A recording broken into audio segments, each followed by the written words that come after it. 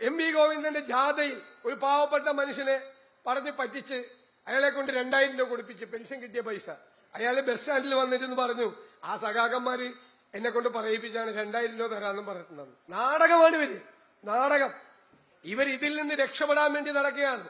ഇവര് വെന്റിലേറ്ററിലാക്കിയ കേരളത്തെ നമുക്ക് ആരോഗ്യവതിയായി നടത്തണം, വേണ്ടേ? നമ്മൾ ഒരു പദ്ധതി പ്രഖ്യാപിച്ചിട്ടുണ്ട്, ഹെൽത്ത് ഡോക്യുമെന്റ്. അത് നടപ്പാക്കിയാൽ ഞാൻ നിങ്ങളോട് പറയുന്നു, ലോകരാജ്യങ്ങളിൽ നിന്ന് പോലും ആളുകൾ ചികിത്സ തേടി കേരളത്തിലെത്തുന്ന ആരോഗ്യത്തിന്റെ ഡെസ്റ്റിനേഷൻ പോയിന്റ് ആവും കേരളം. നമ്മുടെ വിദ്യാഭ്യാസ രേഖയുണ്ട്, അത് നടപ്പാക്കും. ഇപ്പൊ നമ്മുടെ കുഞ്ഞുങ്ങൾ 40-50 ലക്ഷം രൂപ കിടപ്പാടം പണയപ്പെടുത്തി വിദേശത്ത് പോകുന്നു യൂണിവേഴ്സിറ്റികളിൽ. UDF വരുമ്പോൾ അവർ കാനഡയിലും ജർമ്മനിയിലും ഓസ്ട്രേലിയയിലും UK യിലെയും യൂണിവേഴ്സിറ്റികളിൽ പഠിക്കുന്ന പ്രോഗ്രാമുകൾ കേരളത്തിലെ യൂണിവേഴ്സിറ്റികളിൽ നമ്മൾ തുടങ്ങും. അവരവിടെ പഠിക്കും. പഠിച്ചു പുറത്തു വന്നാൽ ജോലി അല്ലെങ്കിൽ സംരംഭം തുടങ്ങാനുള്ള സഹായം. അതിനായുള്ള ഒരു സമഗ്രമായ തൊഴിൽ സംരംഭ പദ്ധതി ഈ യാത്ര തീരും മുമ്പ് നമ്മൾ പ്രഖ്യാപിക്കും. കാർഷിക മേഖലയിൽ കൃത്യമായ പാക്കേജ്. നമുക്കൊരു സ്വപ്നതുല്യമായ പദ്ധതിയുണ്ട്. 600 കിലോമീറ്റർ കടലാണ് കേരളത്തിന്, 2 അന്താരാഷ്ട്ര തുറമുഖങ്ങൾ, ഒരു കണ്ടെയ്നർ ടെർമിനൽ, 17 മിനി തുറമുഖങ്ങൾ, എല്ലാത്തിനെയും സംയോജിപ്പിച്ച് നമ്മൾ മിഷൻ സമുദ്ര എന്ന പേരിൽ കോസ്റ്റൽ ഷിപ്പിംഗ് ആരംഭിക്കുക. 2ാം ഘട്ടത്തിൽ ക്രൂയിസ് ഷിപ്പിംഗ് പാസഞ്ചേഴ്സ് വരും. 3ാം ഘട്ടത്തിൽ നദികളെ കൂടി ചേർത്തുകൊണ്ടുള്ള വിശാലമായ ടൂറിസം പദ്ധതി. കേരളം സിംഗപ്പൂർ പോലെ, സിയാറ്റിൽ പോലെ ഒരു തുറമുഖ നഗരമാക്കി മാറ്റുക എന്നതാണ് UDFന്റെ സ്വപ്നം.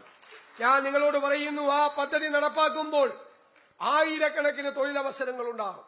അതിൽ 1/3 തീരപ്രദേശത്തെ പാവപ്പെട്ടവന്റെ മക്കൾക്ക് വേണ്ടി റിസർവ് ചെയ്യും. അവരുടെ പദ്ധതിയാണത്, തീരത്തിന്റെ. പിണറായി വിജയൻ കബളിപ്പിച്ചതാണ്. 12,000 കോടി രൂപയുടെ പാക്കേജ് പ്രഖ്യാപിക്കുകയാണ്. പൂച്ച പെറ്റിടക്കുകയാണ് ഖജനാവിൽ, ചുമ്മാ പ്രഖ്യാപിക്കുക.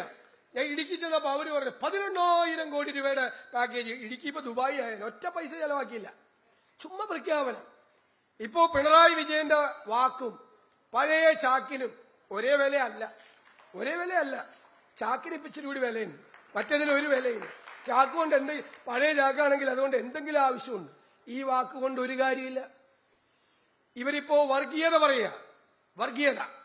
BJP നമുക്കറിയാം, നമ്മൾ സന്തോഷമായിട്ടിരുന്ന് കണ്ടാൽ അപ്പൊ അവർക്ക് സങ്കടം വരും, അപ്പൊ ഭിന്നിപ്പിക്കും, അപ്പോഴാണ് അവർക്ക് സന്തോഷം വരുന്നത്. സംഘപരിവാറിന്റെ അതേ പാതയിൽ കേരളത്തിലെ CPM-ഉം സഞ്ചരിക്കുകയാണ്. ചേട്ടൻ ബാവയും ഡൽഹിയിലെ തിരുവനന്തപുരത്ത് അനിയൻ ബാവയും ഒരേ തോണിയിൽ സഞ്ചരിച്ചുകൊണ്ടിരിക്കുകയാണ്. പിണറായി വിജയൻ വർഗീയതയ്ക്ക് തിരികൊളുത്തിയാണ് കേരളത്തിൽ. നമ്മുടെ നിലപാട് ഭൂരിപക്ഷ വർഗീയതയും ന്യൂനപക്ഷ വർഗീയതയും ആരും പറയണ്ട. വർഗീയത പറഞ്ഞാൽ UDF അതിനെ ചോദ്യം ചെയ്യും. ഏത് കൊലകൊമ്പം എന്ന് പറഞ്ഞാലും നമ്മൾ ചോദ്യം ചെയ്യും. തെരഞ്ഞെടുപ്പ് കാലത്തും നമ്മൾ കോംപ്രമൈസ് ചെയ്യില്ല. ഞാൻ പറഞ്ഞത് പിണറായി വിജയനും രമേശ് ചെന്നിത്തലയും VD സതീശനും ഒക്കെ കുറച്ചാളുകൂടെ ഉണ്ടാവുള്ളൂ. പക്ഷെ നമ്മുടെ കേരളം ഉണ്ടാകും, നമ്മുടെ മക്കളും അവരുടെ മക്കളും ഉണ്ടാകും. അവരിവിടെ മതസൗഹാർദ്ദത്തോടെ ജീവിക്കണം. അതിനാരെങ്കിലും അനുവദിച്ചില്ലെങ്കിൽ അതിനെ നമ്മൾ ചോദ്യം ചെയ്യുക തന്നെ ചെയ്യും. മതേതര കേരളം UDFന്റെ ഈ മതേതര നിലപാടിനെ ഇരുകൈകളും നീട്ടി അവരുടെ ഹൃദയത്തിലേക്ക് സ്വീകരിക്കും. ഇപ്പോ ഇവർ കളവാണ്, മൊത്തം കളവാണ്. കട്ട് സ്വന്തം രക്തസാക്ഷികളുടെ ഫണ്ട് കൂടി കക്കാൻ തുടങ്ങി. ഇപ്പൊ CPM-ന് രക്തസാക്ഷികൾ ഉണ്ടാകുന്നത് ലോട്ടറി അടിക്കുന്ന പോലെ, ബമ്പർ. അപ്പൊ പിരിവ് തുടങ്ങിയ കണ്ടില്ലേ, പയ്യന്നൂര്, കൊച്ചിയില്, തിരുവനന്തപുരത്ത് പാവം രക്തസാക്ഷികളുടെ ഫണ്ട് വരെ അടിച്ചു മാറ്റുകയാണ്.